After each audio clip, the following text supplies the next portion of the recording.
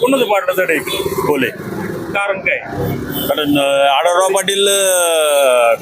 आढळराव पाटील कार्यकर्त्यांशी नीट वागत नाहीत. मी पण शिवसेनेचाच कार्यकर्ता होतो, उद्धव ठाकरेंच्या गटातला. त्यांना आम्ही विनंती केली होती की शेवटपर्यंत थांबा, शेवटच्या टप्प्यात काय असेल निर्णय घ्या. पण त्यांनी आमच्यासारख्या पदाधिकाऱ्यांची किंमत ठेवली नाही. त्यामुळं आम्ही काय कुठली पदाधिकारी त्यांचं काम करणार नाही. बरं, इकडून तिकडून शिवसेनेची उमेदवारी नाही भेटत म्हणून त्यांनी लगेच आढळरावनी उद्धव ठाकरेंना सोडून शिंदेकडे गेले, शिंदेना सोडून आता अजित पवारांकडे गेले की शिंदेनं सांगून केलंय प्रवेश. ज्यांनी आयुष्यभर त्या पवारांना शिव्या शिव्या घालून शिवसेनेत आले आणि परत त्यात पवारांच्या मांडीवर जाऊन बसले. काय जनता काय दूध खुळी का एवढी? तुम्हाला 3 टर्म शिवसेनेने खासदार केलं, शिवसेनेच्या कार्यकर्त्यांनी शिवसेनेचं काम करायला आमच्या सारख्याला मिळेल म्हणून आम्ही तुमच्याशी प्रामाणिकपणे तुमचं काम केलं, कुठल्याही अपेक्षा न ठेवता. आणि तुम्ही आम्हाला न विचारता कोणाचंही ऐकून जर तुम्ही काही करत असाल तर आम्ही काय त्याला बांधील नाहीये. पण आढळरावांच्या यावेळेस परत टांगापलटी होणार आहे, एवढं 100%. मागच्या वेळेस 65 झाला, यावेळेस 1-2च्या फरकाने होणार. 2 लाखाच्या? हो. तुम्हाला काय वाटतं? 2 लाखाच्या फरकाने पडतील असं म्हणतो? 100% 2 लाखाच्या फरकाने पडतील. कारण काय? कारण म्हणजे ठीक आहे, ते शिवसैनिक होते, मी सुद्धा एक राष्ट्रवादीचा कार्यकर्ता आहे. राष्ट्रवादीचे कार्यकर्त्याला का निष्ठावान राष्ट्रवादीचा कार्यकर्ता उमेदवार म्हणून मिळाला नाही का? शिवाजीराव आढळराव आतापर्यंत दादांना झाला, अजितदादांना असू द्या, वळसे पाटीलला असू द्या, त्यांच्या विरोधमध्ये बोलणारच दादा होता. आज दादा त्यांच्या जवळ गेला, आज दादा त्यांना कसा आवडायला लागला. मग दादाला त्यांनी उमेदवारीपेक्षा राष्ट्रवादीकडे उमेदवार नव्हते का? त्यांनी आयता उमेदवार का घेतला? बरं, ते गद्दार माणूस आहे, गद्दार. त्याच्यामुळे तिने गद्दारी उद्धव साहेबांसंग केली, तुमच्या संघ करू शकत नाही का? हा एक महत्वाचा विषय आहे. बरं, हे दादानी कधी थांबला असता, प्रामाणिकपणे राहिला असता, उद्धव साहेबांसंग राहिला असता तर तोच दादा आज पुन्हा खासदार झाला असता. कदाचित त्याला जागा सोडली असती. पण ते दादा 2 वर्षासाठी उद्धव साहेबाला सोडून गेला. अशा माणसाला म्हणजे तिने गद्दारी, ज्यांनी त्याला मोठं केलं त्यांचे संघ ते राहिले नाही तर सर्वसामान्य माणसं संघ काय राहणार? हा विषय. गद्दार आहेत म्हणून त्यांच्यासोबत कुणी राहणार नाही. 2 लाख मतांनी पडतील आढळराव. येणारा काळ आणि वेळ सांगेल की आढळराव दादांचं लीड कितीचं असेल. मला वाटतं संबंध महाराष्ट्राला हेवा वाटेल असं लीड या ठिकाणं अजितदादा पवार गटाचे जे आढळराव पाटील आहेत त्यांचे. मी एक भारतीय जनता पार्टीचा एक सर्वसामान्य कार्यकर्ता आहे, पण खऱ्या अर्थाने या जनतेला विकासाचं राजकारण लागतं. आणि अमोल कोल्हेंच्या बाबतीत पाहायचं झालं तर ते अभिनेताच राहिले, नेता झालेच नाही. या शिरूर शहरामध्ये 5 वर्षात मला वाटते ते मोजून 2 वेळा सुद्धा आले नाही, लोकांच्या समस्या जाणून घेतल्या नाही. एक खासदारांनी लोकाभिमुख काम केलं पाहिजे. या बेरोजगारीचे प्रश्न असतील, इतर प्रश्न असतील, असं काहीच नाही. आढळराव दादांनी अलीकडच्या 2 महिन्यांमध्ये या शिरूर शहराला जवळपास 100 कोटींचा निधी दिला. म्हणजे विकासाचं काम नाही का? एक खासदार नसताना सुद्धा त्या शिरूर मतदारसंघामध्ये आपलं कृतज्ञ दाखवतात, आपलं काम दाखवतात, वेळोवेळी लोकांच्या समस्या जाणून घेतात. असा खासदार पाहिजे ना आम्हाला. अभिनेता आणि नकली करणारा खासदार आम्हाला नको. आम्हाला शिवाजी दादा आढळराव पाटील हेच खासदार पाहिजे. नेता नको, नकली नेता नको म्हणतायत. काय मित्रांनी आता सांगितलंय की त्यांनी कोट्यवधीची निधी आणली. 15 वर्ष खासदार म्हणून त्यांनी काम केलंय. ते 15 वर्ष कामगार त्यांनी काम करत असताना त्यांनी किती कोट्यवधी किती केलंय. आणि आता त्यांनी गद्दारी केलं म्हणून गद्दारीचं फळ म्हणून त्यांना मुख्यमंत्र्यांनी त्यांना पैसे दिले. ते पैसे दिले वाटले. ते कुठले केंद्र सरकारचे पैसे नाही, महाराष्ट्र सरकारचे पैसे. बरं, महाराष्ट्र सरकारचे पैसे काय मिळाले त्यांना? का तर त्यांनी उद्धव साहेबांना ठेवून सोडून तिकडे शिंदे साहेबांना काय केले, त्याच्यामुळे त्यांना पैसे मिळाले, त्याचा विकास झालाय. गद्दारी केली म्हणून पैसे दिले असं त्यांचा आरोप आहे. साहेब, माझं वय फार कमी आहे, पण आपण जर इथून मागचा इतिहास पाहिला तर यांच्या पार्टीचे शरदचंद्र पवार साहेब यांनी काय केलं? मग ती गद्दारी नाही तर काय होतं? त्यांनी या महाराष्ट्रामध्ये गद्दारी आणि फोडाफोडीचं राजकारणाचं जर पेव कुणी माजवलं असेल तर शरदचंद्र पवार साहेब यांनीच माजवलेलं आहे. या ठिकाणी महायुती आहे आणि महायुतीमध्ये जर आपण पाहिलं की जागा वाटपांचा जो तिढा होता तो तिढा सोडवण्यासाठी आदरणीय आढळराव दादा हे महायुतीमध्ये, म्हणजे ही जागा कोणाला आली? अजितदादा पवार गटाला आली. म्हणून दादांनी त्या ठिकाणी ठिकाणी अजितदादा पवार गटाचं तिकीट स्वीकारण्यासाठी त्या ठिकाणी बरोबर आलेत आणि तेही मुख्यमंत्री साहेबांना विचारून आणि मुख्यमंत्री साहेबांच्या संमतीने आलेत. ते तर म्हणते मुख्यमंत्र्याला विचारून आले.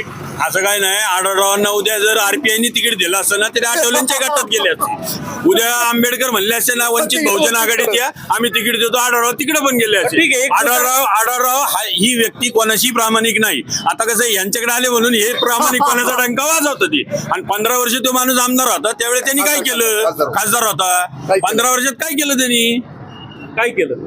या ठिकाणी शिरूरची जनता आणि शिरूर लोकसभा मतदारसंघ सांगेल की दादांनी काय केलं आणि दादांनी काय केलं. आज सर्वसामान्यांच्या भावना जर तुम्ही समजून घेतल्या तर दादांप्रती, दादा हे स्वतः एक पक्ष आहेत आणि दादांना पक्षाची कुठली गरज नाहीये. दादांचं काम बोलतंय.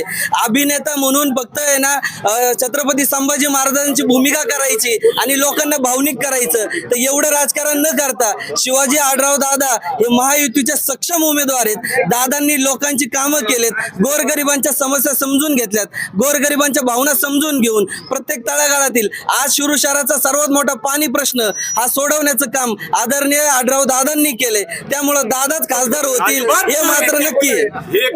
हे काम केलं फक्त अशोक बाप्पू पवार यांनी काम मी केलं. विरोधात आहे तरी पण सांगतो, मी अशोक बाप्पू पवारांच्या विरोधात काम केलेलं आहे तरी पण सांगतो की अशोक बाप्पू पवारांनीच हे काम केलं. आढळरावांना हा प्रस्ताव नगरपालिकेमार्फत दिला होता. आढळरावांनी तो कचऱ्याच्या पेटीत फेकला. याला साक्षीदार मी आहे. अमोल कोल्हेंनी काय केलं?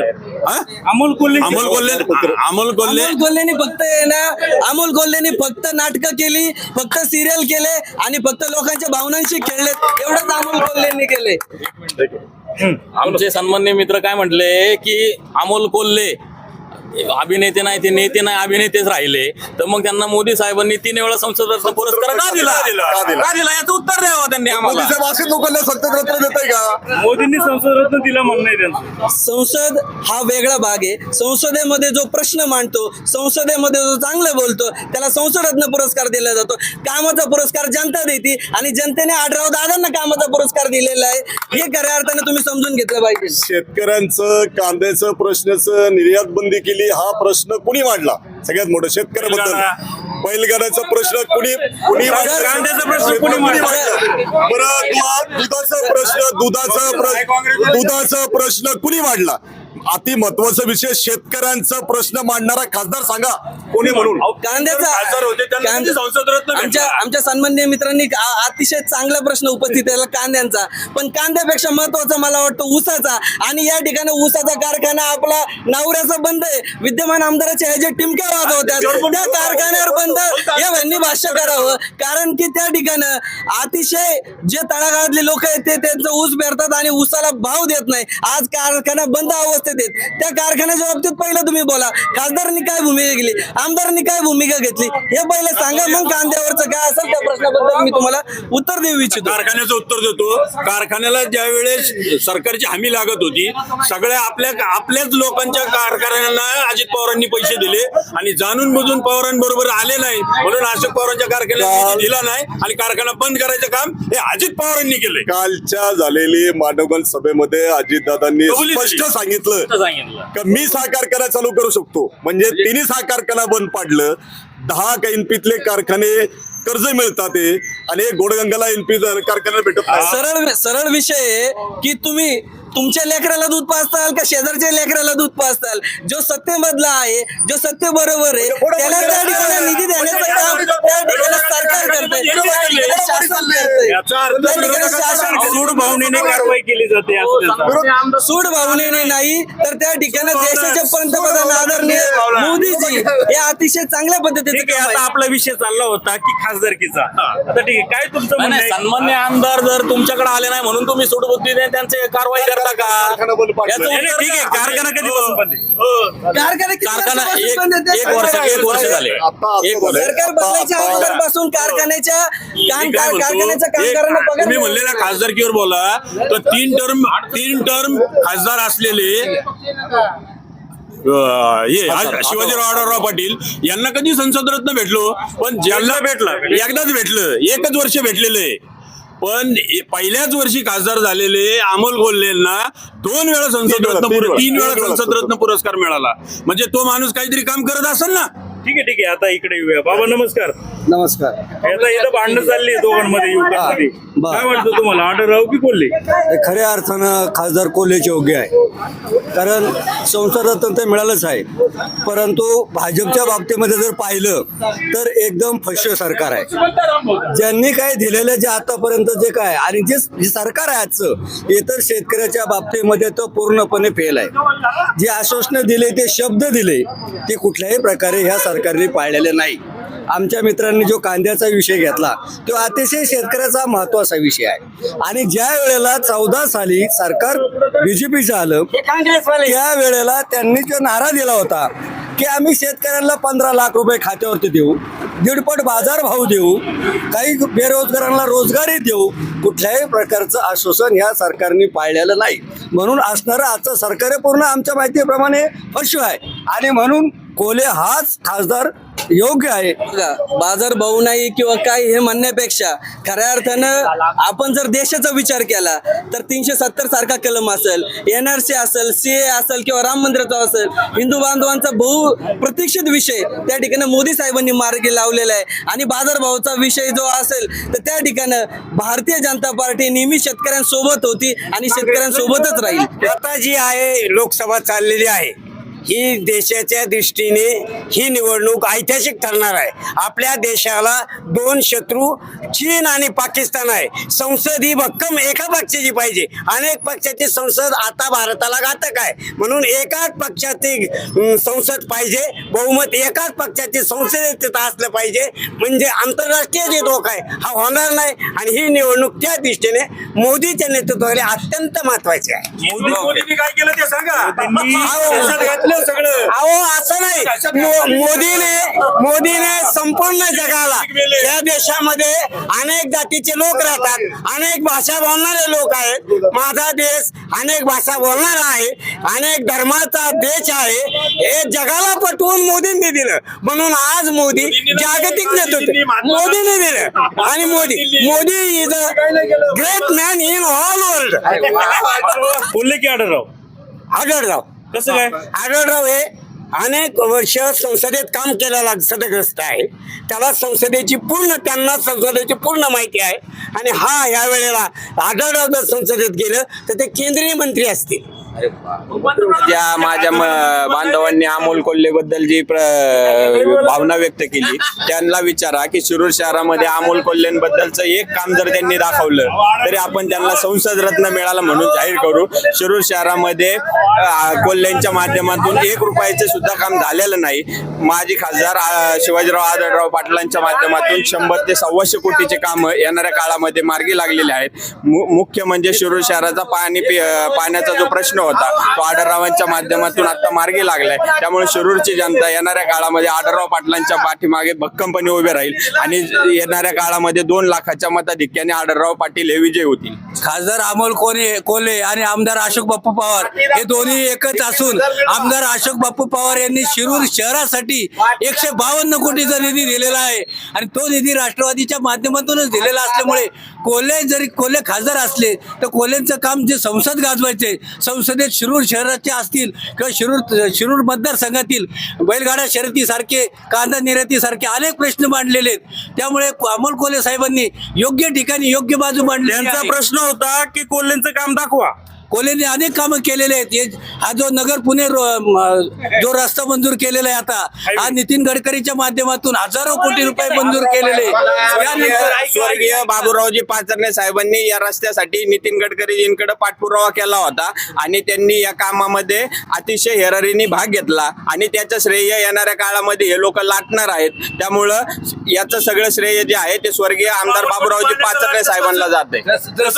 जसं आढळराव पाटलांनी आता 71 का 72 कोटीचं निधी म्हणतायत, परंतु हे सगळ्या कार्यक्रमाचं सगळं नियोजन जे आहे आमदार अशोक बापू पवार यांच्या माध्यमातून झालेलं आहे. 9 महिन्याचं हे झाल्यानंतर जर दुसऱ्या पण मग कारखाना का चालू करतात? कारखाना अजितदादांनीच बंद पाडलाय ना. 104 कोटी निधी दिलेला नाही. 107 कोटी रुपयाचा निधी दिलेला नाही. आमचे पैसे आम्हाला दिलेले नाही. आमचं असं म्हणणं आहे, कारखान्यांचं चेअरमन कुठे 6 महिने झाले. काय आहे? कुठे चेअरमन कुठे आहे? आणि आतापर्यंत जे जे आमदारांनी काम केले ते फक्त आणि फक्त अजितदादांच्या आशीर्वादामुळे केले. आणि यांना एवढं आहे तर अमोल कोल्हेंचा शिरूर शहरासाठी एक पार्टी दाखवा आणि 21,000 रुपये मिळवा विकास कामांची. ज्या मोदींनी ज्या आपल्या देशाचे माननीय पंतप्रधान मोदींनी सांगितलं की ज्या अजितदादांनी 70,000 कोटीचा घोटाळा केला 4 दिवसात त्यांनाच पक्षाच्या बरोबर घेतलं. ज्या अशोक चव्हाणांवरती आरोप केला की देशाच्या जवानांच्या विधवांचे पैसे खाल्ले, त्याला खासदारकीची बक्षिसी दिली, याच्यावरूनच यांची लायकी कळती की देशाप्रती किती प्रेम आहे. आमच्या ज्येष्ठ नेत्यांनी सांगितलं की चीनचा प्रश्न सांगितला. अहो चीनच्या घशात देश घालायचं काम चालवलं यांनी. उद्या सध्या देशात मोदीची गॅरंटी यांना 2019 ते 2022 पर्यंत अजितदादा चालले का उद्धव ठाकरेंना? तेच दादा होते ना. अहो तेच दादा होते ना. तुमच्याकडे आले तर चांगले, तुमच्याकडून गेले तर वाईट. असं अशोक चालणार नाही. चव्हाणांनी आदर्श घोटाळा केला, भाजपने पावन करून घेतलं. काय म्हणले? अशोक चव्हाणांनी आदर्श त्यांचा घोटाळा केला. वैयक्तिक निर्णय असू शकतो. सगळे घोटाळा करणारे अहो तुम्ही सगळ्यांकडे तसे बघा. माझं मायबाप सरकारला एकच विचारणं आहे, सांगणं आहे किंवा आता जे जे सांगतात हा निवडून येईल तो निवडून येईल, त्यांनी सांगावं मराठा समाजासाठी काय केलं. मराठा समाजाला वाशीमध्ये बोलवलं, तिथं आम्हाला GR दिला, सन्माननीय मुख्यमंत्र्यांनी दिला, मायबाप सरकारने आम्हाला GR दिला आणि त्याचं कायद्यात रूपांतर का नाही केलं याचं आम्हाला सरकारने उत्तर द्यावं. आणि त्याच्यानंतर मराठा समाजाची मतं या दोन्ही पक्षांनी मागावी. माझं काही म्हणणं नाही. तुम्ही न्याय कोण देणार आहे हे सांगावं मराठा समाजाला, मग आम्ही ठरवू यांना मतं द्यायची की नाही द्यायचं. जर तुमचं ठरलं असेल तर मराठ्यांचं सुद्धा ठरलेलं आहे काय करायचं ते. आता मराठा समाजाची भूमिका मान्य जरांगे पाटील ठरवतील, त्याच्यानंतर लोकसभेच्या निकालामध्ये दिसेल मराठा समाज काय करणार आहे. आणि इथं बहुतांशी दोन्ही पक्षामध्ये मराठा समाजाचेच आहेत लोक. जरी ते वरवर काही बोलत असले तरी ते आतून काय करणार आहेत हे सगळं मराठ्यांचं आतमधून ठरलेलं आहे हे मी तुम्हाला जाहीर सांगतो.